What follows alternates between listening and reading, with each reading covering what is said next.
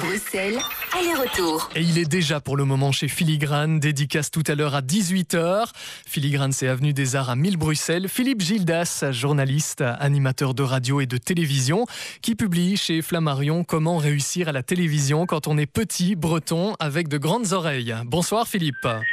Bonsoir, je vous entends très bien grâce à mes oreilles justement. Eh ben formidable. Les trentenaires vous connaissent surtout évidemment pour la présentation de Nulle part ailleurs, en duo sur Canal+ avec Antoine Decaune, mais on redécouvre vraiment avec ce livre vos années de radio sur Europe 1, de journaliste également sur la première chaîne en France à la fin des années 60, début des années 70.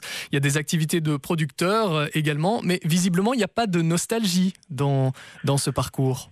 Alors, non seulement il n'y a pas de nostalgie, mais c'est vrai que vous venez d'en tracer les grandes lignes, mais vous auriez pu y ajouter toutes les matinelles que j'ai pu faire sur les 3 grandes radios françaises, quand même les unes après les autres, de RTL, et puis ensuite Radio France, et puis ensuite Europe 1 avec Maryse, qui est devenue mon épouse, et ça a duré 6 ans.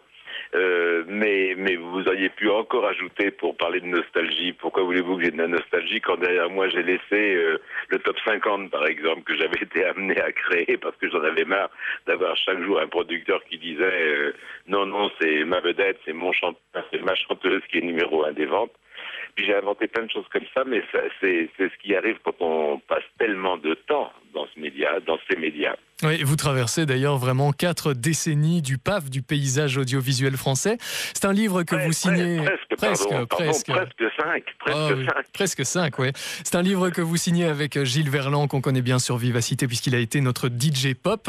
Un livre vraiment sans langue de bois. Vous n'hésitez pas d'ailleurs au passage à égratigner certains de vos confrères, notamment Léon Zitrone.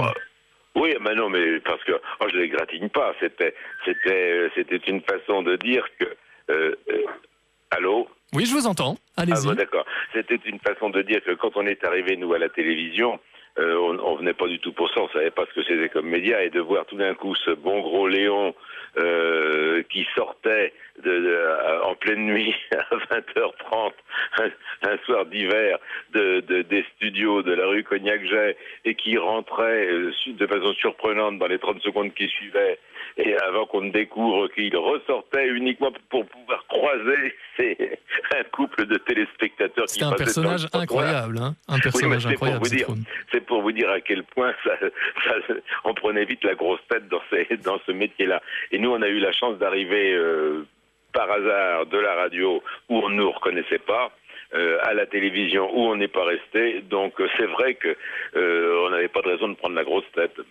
Vous êtes actuellement président de Vivolta, qui est une chaîne de télévision accessible chez nous pour les abonnés numériques de Numéricable et dans les bouquets de BTV. L'antenne, c'est toujours quelque chose qui vous attire ? Non, j'aime bien faire l'antenne. En fait, j'aime bien recevoir des gens, j'aime bien recevoir des invités. Mais c'était un peu par contrat, si vous voulez. C'est-à-dire que cette chaîne, j'ai réussi à la mettre en place sur le bouquet de Canal Satellite et sur Numéricable, uniquement en garantissant que j'y serais vraiment présent. Et en plus, on a peut-être fait une erreur dans un premier temps. On voulait l'identifier suffisamment, cette chaîne Vivolta. Donc c'est vrai que j'étais probablement, de tous les animateurs de la chaîne, celui qui avait laissé le plus grand souvenir visuel.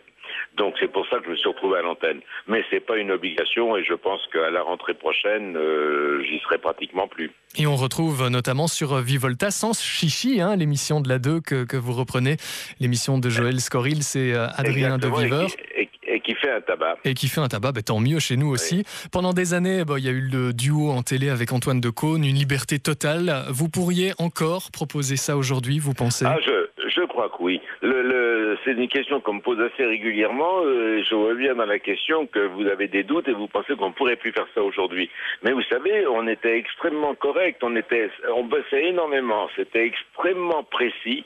C'était très travaillé, on prenait relativement peu de risques, on savait jusqu'où on pouvait aller, et surtout on avait la chance d'être sur une chaîne payante, donc c'était une protection dont on n'a pas idée, même si nos émissions étaient en clair.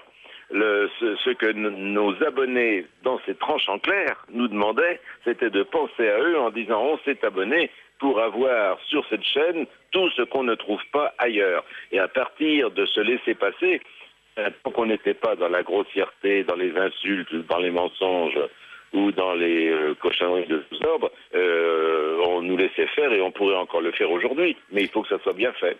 Comment réussir à la télévision quand on est petit breton avec de grandes oreilles de Philippe Gildas, c'est chez Flammarion. C'est un livre passionnant qui parcourt près de 5 décennies du paysage médiatique français. Un livre préfacé par Antoine Decaune. 19 € en librairie et justement Philippe y est en librairie puisqu'il est en signature aujourd'hui chez Filigrane à Bruxelles. C'est avenue des Arts et c'est dans 45 minutes environ pour rejoindre la librairie Filigrane. Vous connaissez bien sûr le métro, c'est Arlois.